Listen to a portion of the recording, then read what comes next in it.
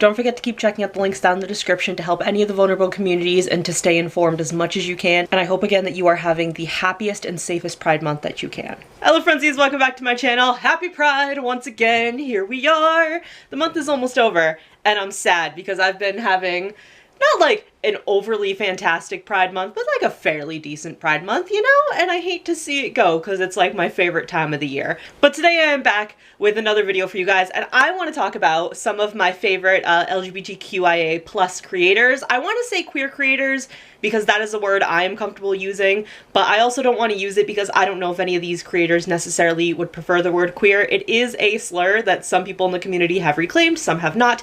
I use it because when I refer to myself, I'm perfectly comfortable using that term.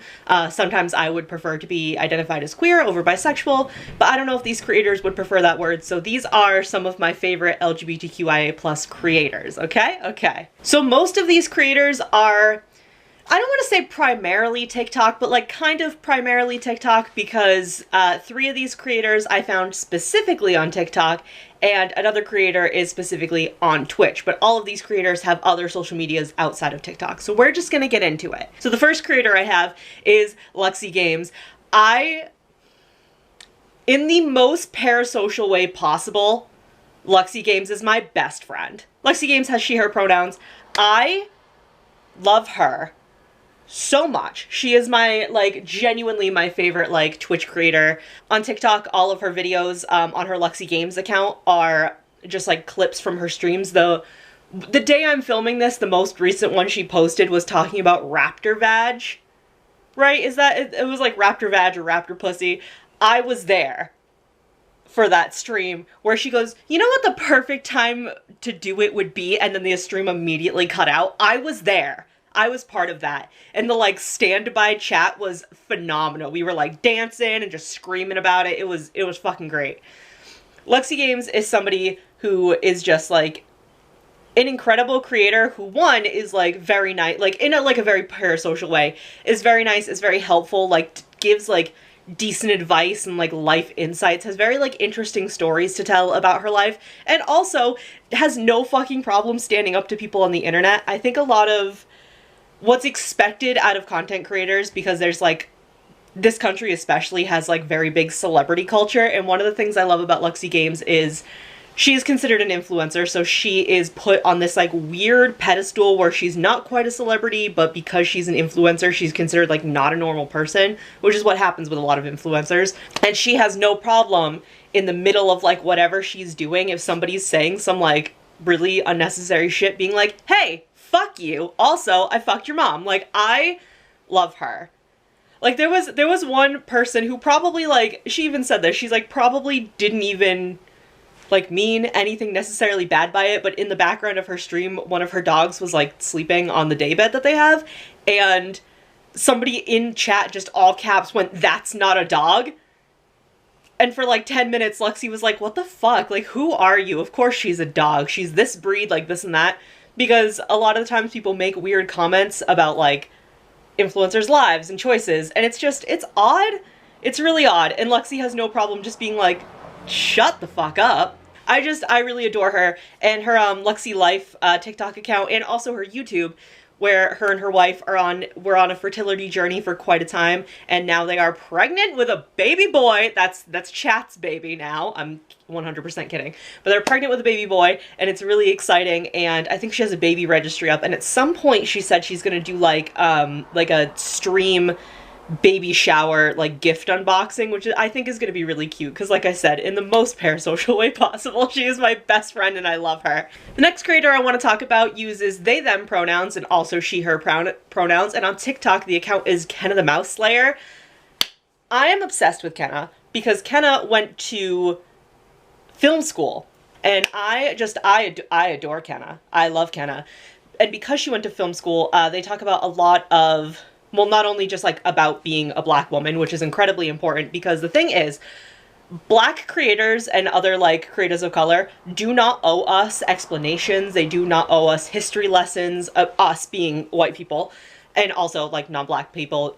You know what I mean? They don't owe us anything like that, but Kenna occasionally makes like I want to say educational for lack of a better word, very educational videos about the history of just like being a Black woman, like being Black in this country, and also like being Black in film, and certain tropes and certain like storytelling aspects that specifically come from being a Black character in a film.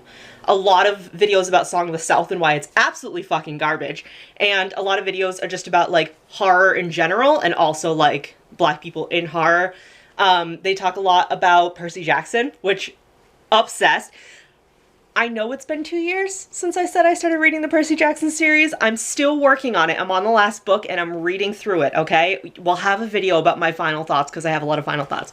But they talk a lot about Percy Jackson, and they just talk a lot about, even like not specifically being Black in film, just a lot about film and a lot about storytelling and how storytelling in film versus on paper, like in books, are two very different things, but how you can make the two of them work very well, and about like specific movies they like.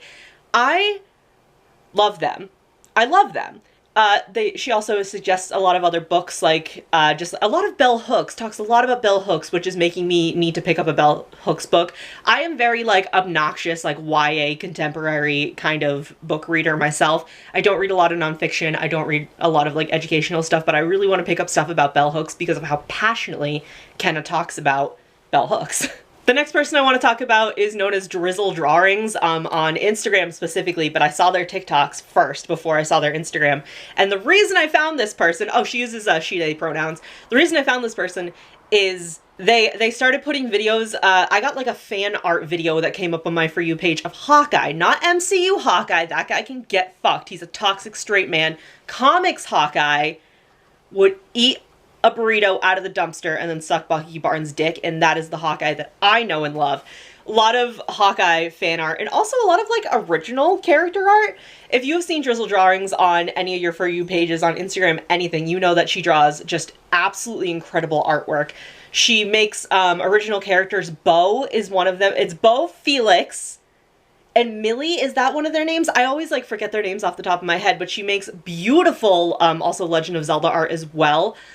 Absolutely obsessed with their work, and there is one specific print. If I can get a picture, I'm going to put it up here. I want to buy it because I want to make like a big gallery wall up here. I want to get rid of this fucking tapestry. I'm over it.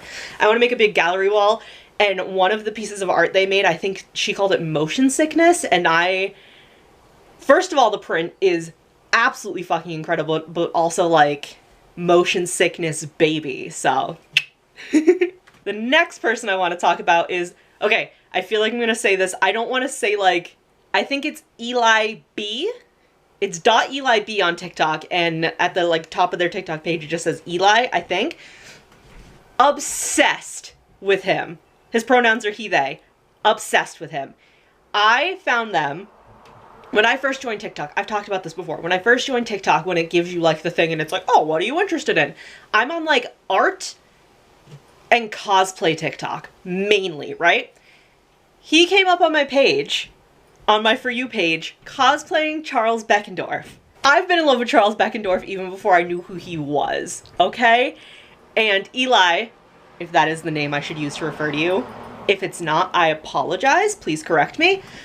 Eli has been cosplaying Charles Beckendorf since like forever, and I didn't even know who Beckendorf was, started reading the Percy Jackson series, fell in love with Beckendorf immediately, thank you very much. Child of Aphrodite, is anybody fucking shocked?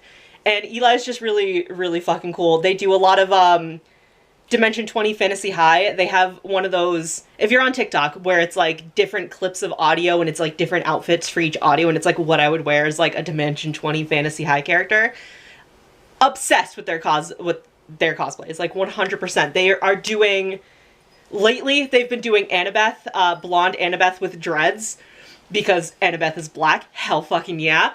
With, what's the really good one? It's like, oh, it's like Annabeth when Luke is like, run away with me right in front of Percy, and the audio is like, why are you saying this to me in front of my husband? Why would you say this to me in front of my husband? And it's so fucking funny. I really love his cosplay, and just like his regular videos too. He's fucking vibing, doing his best thing. Fabian Seacaster is the other one that I'm absolutely obsessed with. The one where I've never seen Fantasy High or anything from Dimension 20, but I'm chronically online to the point where I know enough to get by. So whichever, like, episode of Fantasy High where Fabian Seacaster, like, vaults over something, and his TikTok emulating, like, using that audio and emulating that is one of the funniest things I've ever seen. Absolutely obsessed. So yeah, those are some of my favorite LGBTQIA plus creators, queer creators. If they're not comfortable using the term queer, I will not use that to refer to them.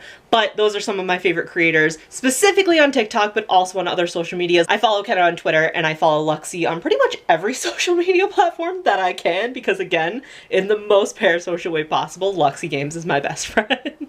And I hope that you guys check them out, because I think the, like, variety of kind of things that they're all involved in could appeal to several different people. Like, if you're not really a gaming person, and Lexi does, like, a lot of Animal Crossing, does a lot of Sims 4, has played a lot of Kirby, like, those are ones that I've been there for, personally. Like, if you're not into gaming like that, and you're not into, like, cozy games or whatever the fuck, and you're not necessarily into, like, movies and horror and, like, film history, you might be into the cosplay, you might be into the artwork. So I wanted to give kind of, like, a range of content creators, and also, I picked who I wanted to talk about in this video before I decided what flag I wanted to do my eyebrows today, and it's fucking hilarious to me that I ended, genuinely, like, I mean this 100%, I picked the content creators, like, double-checked their pages, made sure I got all their pronouns written down so I would remember and wouldn't misgender anybody, and then pulled up my phone and was looking up pride flags because I didn't know what flag I wanted to do, because I've done lesbian, I've done bi, I've done transgender, and I needed a new flag for today because I hadn't settled on what I wanted, and I picked non-binary.